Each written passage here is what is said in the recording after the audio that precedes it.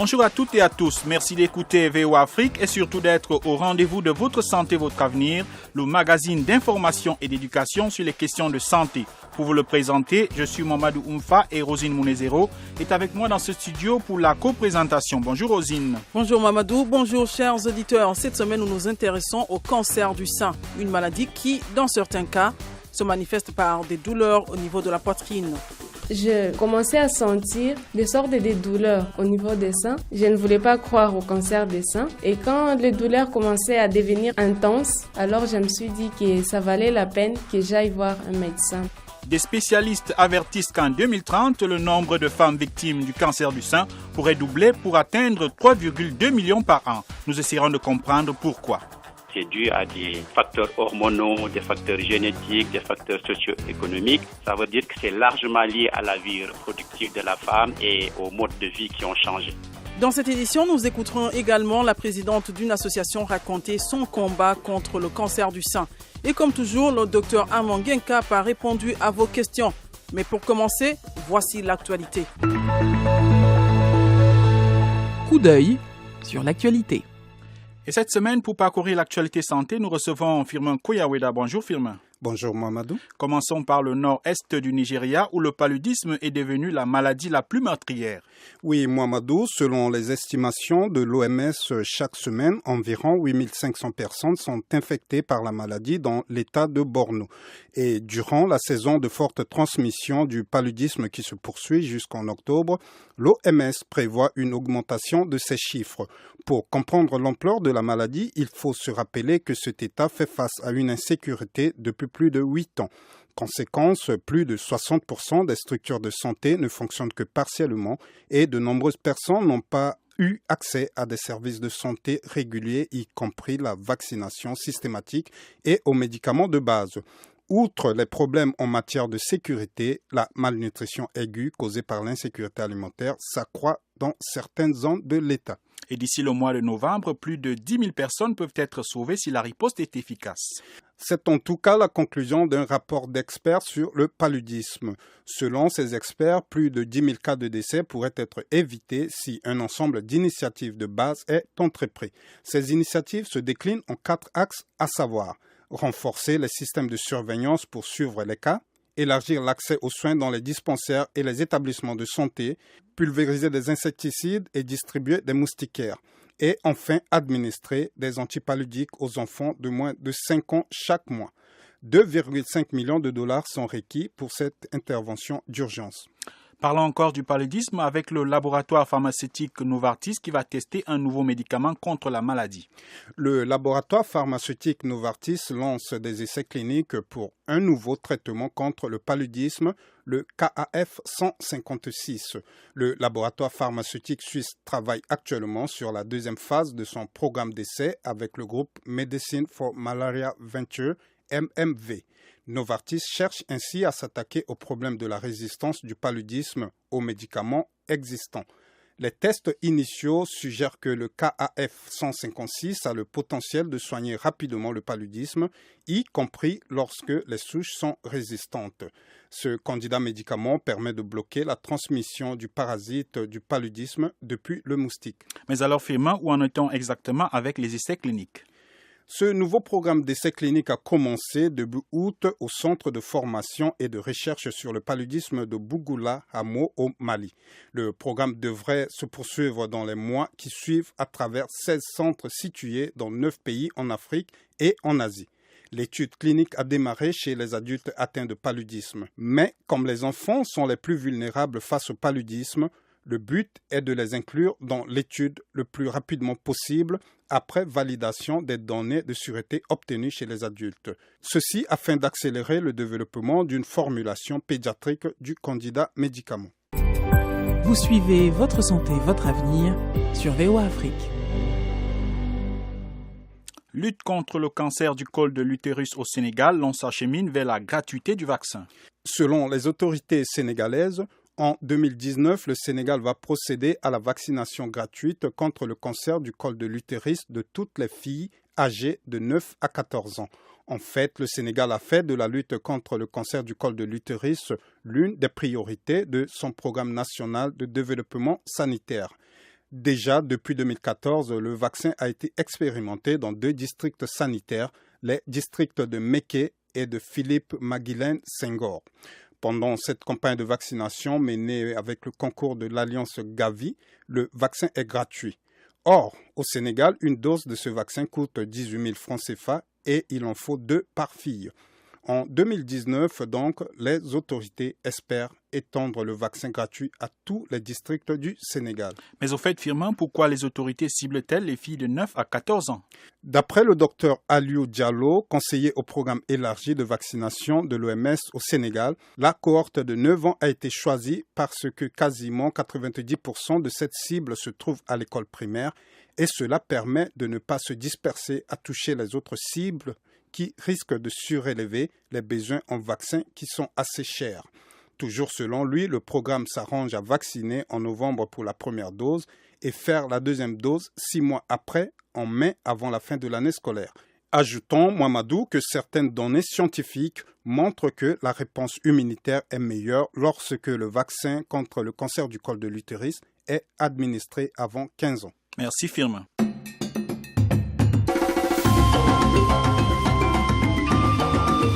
Votre santé, votre avenir, l'invité de la semaine.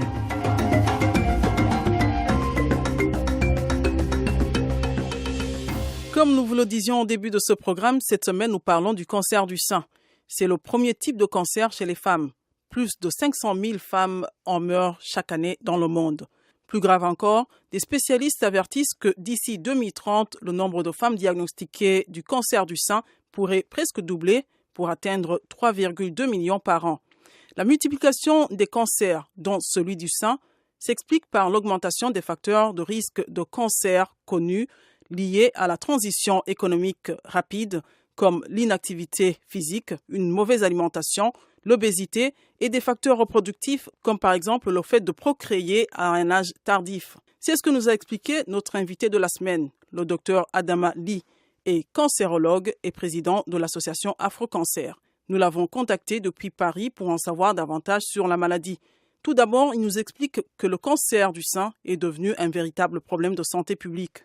En effet, le cancer du sein est le cancer le plus fréquent chez la femme, aussi bien au niveau mondial qu'en Afrique. Dans le monde, on enregistre chaque année plus d'1 600 000 nouveaux cas de cancer du sein. Et les chiffres sont aussi alarmants en Afrique. On compte 135 500 nouveaux cas de cancer, c'est-à-dire 28% des cas de cancer en Afrique sont des cancers du sein. Donc des chiffres qui sont vraiment en très forte progression. Alors, comment expliquer que ce cancer soit le plus fréquent de tous les types de cancers? Alors, cela tient à plusieurs facteurs qu'on incrimine. D'abord, le cancer est une pathologie qui est multifactorielle, mais on retient souvent que c'est dû à des facteurs hormonaux, des facteurs génétiques, des facteurs socio-économiques. Ça veut dire que c'est largement lié à la vie reproductive de la femme et aux modes de vie qui ont changé. Alors, on va développer cela plus en profondeur un peu plus tard. Quels sont les signes d'alerte qui peuvent permettre à la femme de s'inquiéter, de soupçonner qu'elle pourrait être victime de ce type de cancer? Alors, vous avez raison de parler de ces signes cliniques, de ces symptômes qui sont importants et qui sont souvent variables selon les femmes. Mais les plus fréquents, les plus communs qu'on observe sont d'abord l'écoulement anormal de lait ou de sang, qu'on voit parfois, les transformations de la peau du sein, ce qu'on appelle les peaux d'orange, donc ou peau capitonnée. On va dire qu'il y a des micro-trous qui sont au niveau du sein et sur la peau. Et ça, c'est des signes cliniques qui doivent alerter. Il y a ce qu'on appelle l'inversion du mamelon, donc le téton qui doit pointer à l'extérieur du corps et qui, en cas de maladie, va à l'intérieur du corps. Donc ça, c'est vraiment des signes cliniques qui doivent alarmer. Et l'autre qui est tout le temps présent, c'est la présence de grosseur ou de nodules à l'intérieur du sein et qui parfois c'est palpable. On espère qu'on n'entende pas que la grosseur soit palpable pour les détecter. Donc ça, ce sont les signes les plus fréquents qu'on voit chez la femme. Alors, le cancer du sein se déclare-t-il majoritairement chez les femmes après la ménopause ou un peu plus tôt? Expliquez-nous un peu comment ça se passe. Alors, vous avez raison, mais la fréquence devient progressive entre 30 et 60 ans. Donc, il y a une progression de 30 à 60 ans, donc des chiffres du cancer.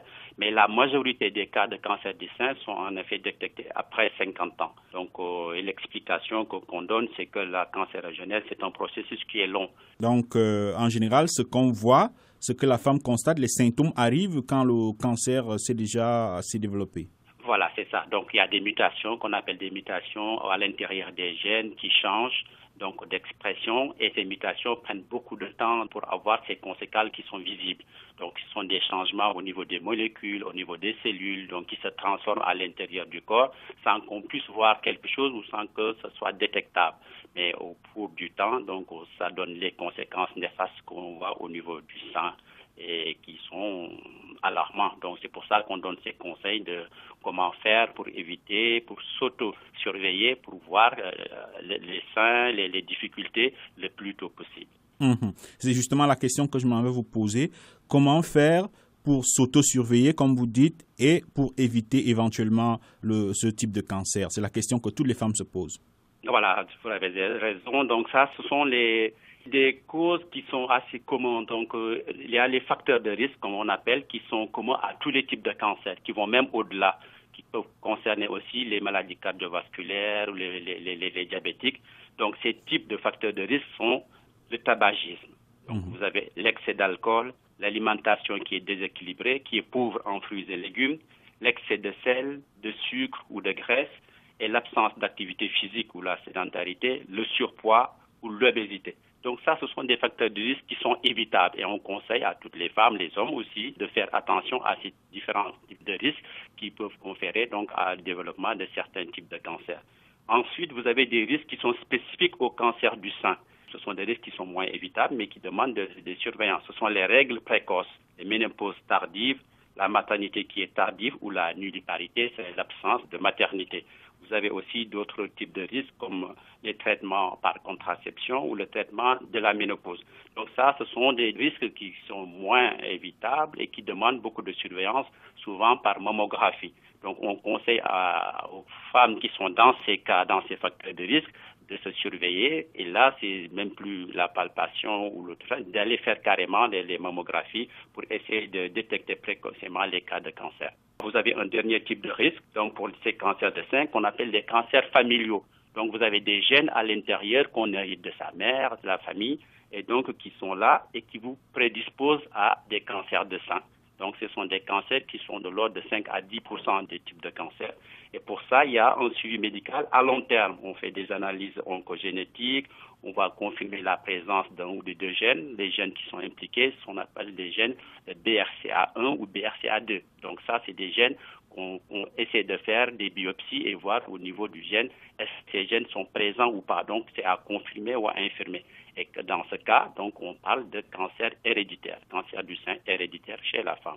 D'après nos enquêtes auprès de certaines associations, on a appris que certaines femmes guérissent du cancer et évidemment d'autres en meurent. D'abord, comment est-ce qu'on guérit du cancer et est-ce qu'il y a des recettes pour guérir de ce type de cancer?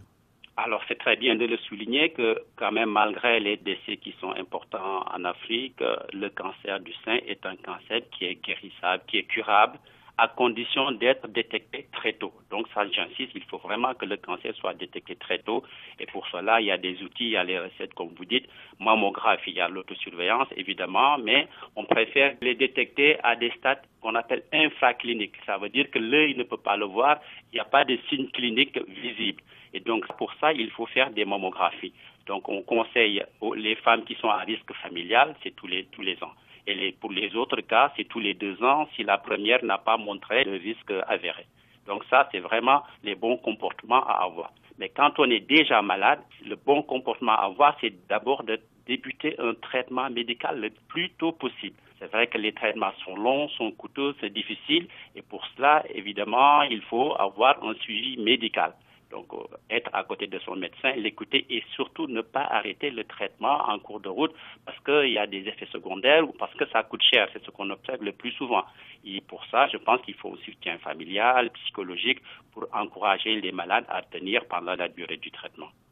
Justement, parlons du traitement. Comment ça se passe concrètement, le traitement du cancer du sein? Est-ce que en Afrique déjà, on a des centres de traitement ou des professionnels qui peuvent traiter cette maladie? Et vous avez dit que ça coûte cher. Est-ce qu'on peut avoir une estimation? Voilà, ça coûte cher, ça dépend du type de cancer. Là, j'allais parler un peu de l'efficacité thérapeutique parce que ça dépend aussi du type de cancer. Il y a des cancers de sein qui sont très agressifs, qui peuvent métastaser, d'autres qui vont résister au traitement. C'est pour ça qu'on voit des femmes qui guérissent très vite, voilà, parce que c'est pris très tôt et le traitement marche. Des femmes qui guérissent moins vite ou à très très long terme parce que c'est le type de cancer qui résiste, qui métastase, qui est très agressif, qui font que donc il y a des variations dans les résultats qui sont obtenus. Et on va terminer par cette question. Le cancer du sein affecterait aussi les hommes. Est-ce que c'est vrai et pourquoi il n'est pas aussi fréquent que chez les femmes? Oui, c'est vrai que c'est un cancer qui peut affecter les hommes, mais qui les touche très très rarement. 1% des cas de cancer du sein seulement peuvent toucher les hommes. Et l'explication qu'on donne, c'est évidemment que le sein est un organe qui est peu développé chez les hommes, contrairement aux femmes. C'est aussi un organe qui est peu sollicité pendant la vie reproductive de l'homme. Donc, le sein ne participe pas à la physiologie de la reproduction chez l'homme et donc qui n'est pas imprégné par les hormones comme on voit chez la femme. Donc, tout ceci fait que chez l'homme, le sein est un peu plus préservé que chez la femme. Nous remercions le docteur Adam Ali qui nous répondait depuis Paris, en France. Quelqu'un l'a vécu? Voici son témoignage. Le cancer du sein tue chaque année, mais de nombreuses femmes connaissent encore mal la maladie. Alice Kavira Mwenda-Poulé est l'une des victimes.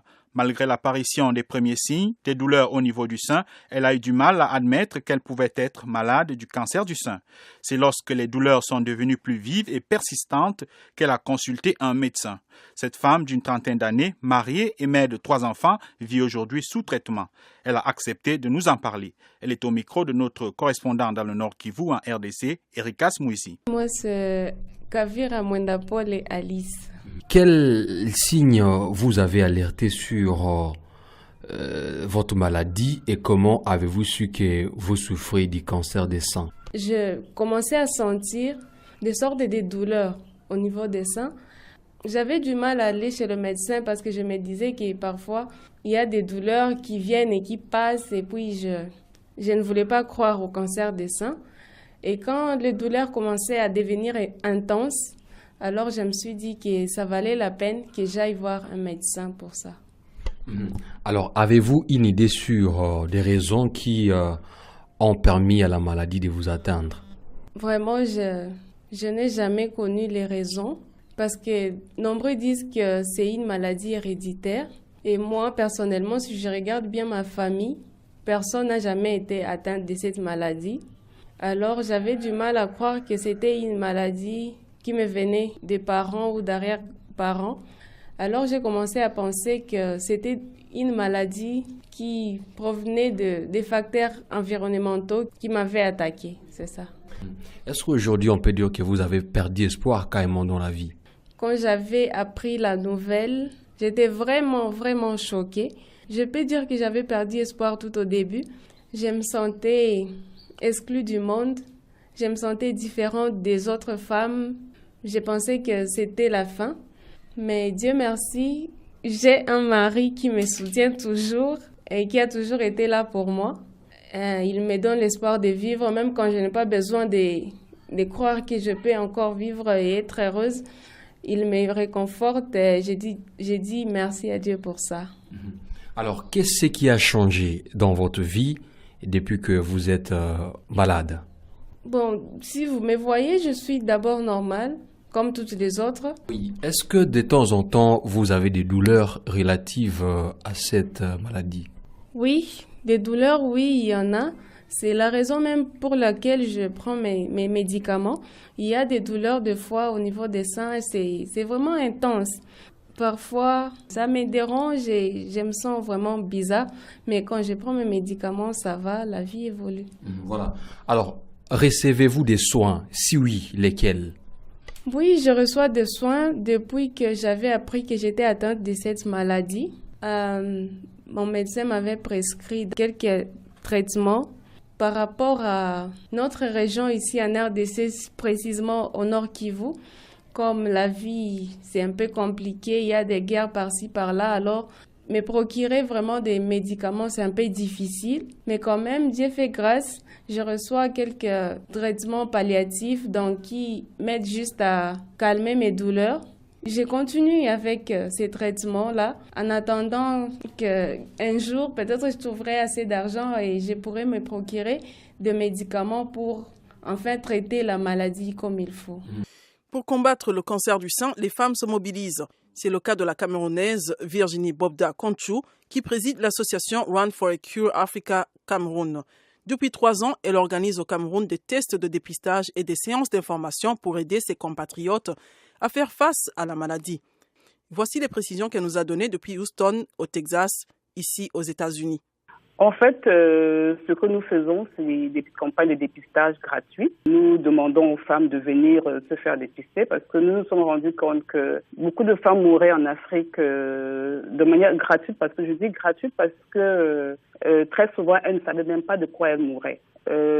Voilà quoi, on avait donc une boule dans le sein ou une petite plaie dans le sein et on ne se rendait pas compte que c'était un cancer du sein. Donc depuis 2009, nous sommes installés au Nigeria et nous nous sommes rendus compte qu'effectivement, les femmes n'avaient pas d'informations, elles ne savaient pas qu'elles mouraient du cancer du sein. Donc nous avons des campagnes de dépistage gratuites, un peu dans le modèle que nous avons ici aux États-Unis également, avec Susan J. Komen. Donc les campagnes sont gratuites, comme je le disais tout à l'heure, les femmes viennent et puis on leur permet d'avoir déjà une petite visite gynécologique. Et depuis l'année dernière, 2016 au Cameroun, on leur permet également d'avoir un frottis cervical. Et beaucoup n'y pensent pas déjà. Et puis financièrement, c'est pas évident d'aller faire un check-up annuel pour voir si tout est bien dans son organisme. Donc on leur permet d'avoir accès à cette visite médicale-là déjà.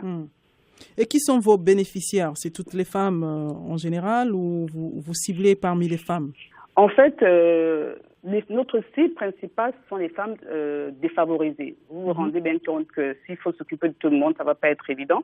Donc, notre cible, quand on fait nos campagnes, on demande aux femmes qui n'ont pas accès financièrement à ces check-up annuels à devenir, qu'on leur permet au moins d'avoir ce check-up. Mais on s'est rendu compte également que même les femmes éduquées n'avaient pas accès à la bonne information. Donc du coup, on se rend compte que beaucoup de gens de notre communauté ne savent pas ce que c'est que le cancer du sein. Donc pendant nos campagnes, on ne se limite pas seulement à la campagne de dépistage elle-même, on fait beaucoup de tapage médiatique où on appelle, on travaille avec des médecins spécialisés comme les oncologues. Je citerai ici le docteur Dina Abel, qui est une très bonne oncologue au Cameroun, qui nous permet donc d'avoir la bonne information parce que dans l'association, nous ne sommes pas des médecins. Donc, on l'appelle, elle vient sur les plateaux télé, les plateaux radio et elle explique à la communauté ce que c'est que le cancer du sein. Et je vous dis, quand elle explique, elle décortique la maladie et on se rend donc compte qu'il y a beaucoup de gens qui ne savent pas ce que c'est. Et moi, comme je vous parle, il y a encore plusieurs années, je ne savais pas ce que c'est que le cancer du sein. Bon, depuis que je suis impliquée dans ce combat, je m'informe également comme tout le monde et je me rends compte que j'étais aussi ignorante comme beaucoup de gens qui sont éduqués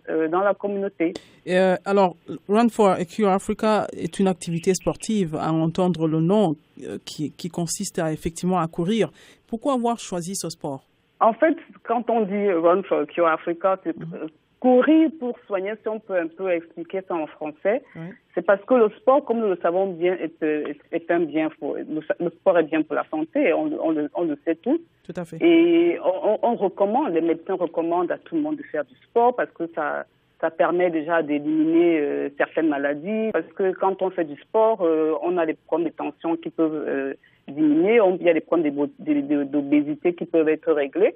Et tous ces facteurs, la tension, l'obésité, ce sont des facteurs qui favorisent en fait le développement du cancer. Et cela fait 5 ans que vous avez commencé cette association. Quelles sont les difficultés que vous n'arrivez jusque-là à surmonter? Et si vous avez des satisfactions, bien sûr, parlez-nous-en. Je vais commencer par les satisfactions parce que nous avons depuis 5 ans donc, pratiquement 3000 femmes qui sont venues vers nous pendant nos campagnes de dépistage. Nous avons pu payer pratiquement 500 mammographies et des échographies. Et comme je l'ai dit tout à l'heure, depuis 2016, nous avons donné accès à toutes les femmes qui sont venues vers nous, l'accès donc au frottis cervical parce qu'on s'est rendu compte évidemment que c'était un cancer qui tue également. Donc, on a déjà cette satisfaction de pouvoir changer une communauté. Les gens font attention à ce que nous disons. Quand nous sommes pendant les campagnes, nous faisons des conférences de presse, on appelle les journalistes et et les gens sont vraiment attentifs, ça veut dire qu'on est en train de faire quelque chose de positif. Maintenant, les difficultés, bien évidemment, nous sommes une association à but non lucratif. Nous comptons sur la bienveillance des gens et puis des entreprises locales. Au-delà des difficultés qu'elles connaissent aujourd'hui, il y a quand même certaines entreprises qui comprennent le bien fondé de notre combat et qui nous accompagnent malgré leurs difficultés financières. Nous remercions Alice Kavira et Virginie Bobda Conchou pour leur témoignage. Questions et commentaires, c'est maintenant. Chers auditeurs, un expert vous répond.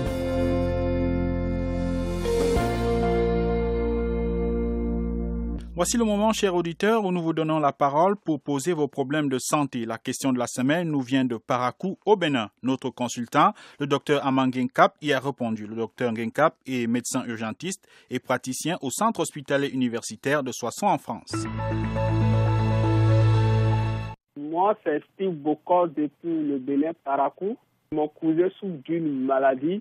La maladie est que ça attaque ses testicules. Et cette maladie revient à chaque fois dans le mois d'octobre de chaque année. La maladie se manifeste par le grattage, c'est-à-dire ça se gratte et dans peu de temps, tous ces testicules se transforment en plaie et mon cousin arrive à dormir la nuit. Sur ce, nous nous rendons à l'hôpital après les consultations et les prescriptions faites par le docteur. Nous constatons que la maladie se calme momentanément et ça se revient encore l'année prochaine, c'est-à-dire dans le même mois d'août.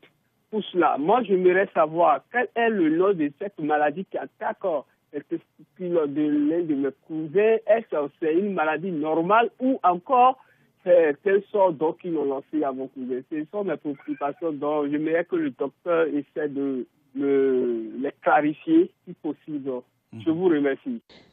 Ce que je peux répondre à Steve, c'est que par rapport à la description qu'il fait de cette maladie, une maladie qui intervient très souvent au courant du mois d'octobre, qui se manifeste par des grattages, qui semble très isolée puisqu'elle n'attaque que les parties génitales, ça peut éventuellement être une maladie allergique, une maladie provoquée par une réaction allergique, puisqu'on est en présence quand même d'un phénomène qui survient épisodiquement et qui est très localisé sur le plan corporel.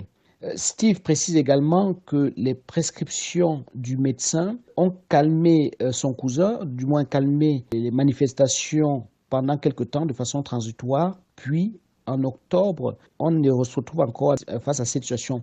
C'est dommage qu'il n'ait pas précisé ce traitement qui permet de calmer ces manifestations-là, parce que si ce traitement précis par le médecin était un traitement anti-allergique, du moins, on aurait une forte conviction par rapport au diagnostic. C'est pour ça que je vais demander à Steve de se rapprocher de son médecin et de lui demander éventuellement quel est le diagnostic précis qu'il fait de cette maladie-là. Pour ma part, ça semble être une maladie allergique, mais il me manque énormément d'autres éléments pour pouvoir avoir la conviction de cette hypothèse diagnostique. Et puis n'oubliez pas, si vous avez des questions, des observations ou des commentaires, contactez-nous sur la page Facebook de VOA Afrique. Par ailleurs, vous pouvez maintenant regarder la version télé de ce programme qui sera diffusé sur cette page Facebook, sur notre site web voaafrique.com et sur le réseau de nos télévisions partenaires.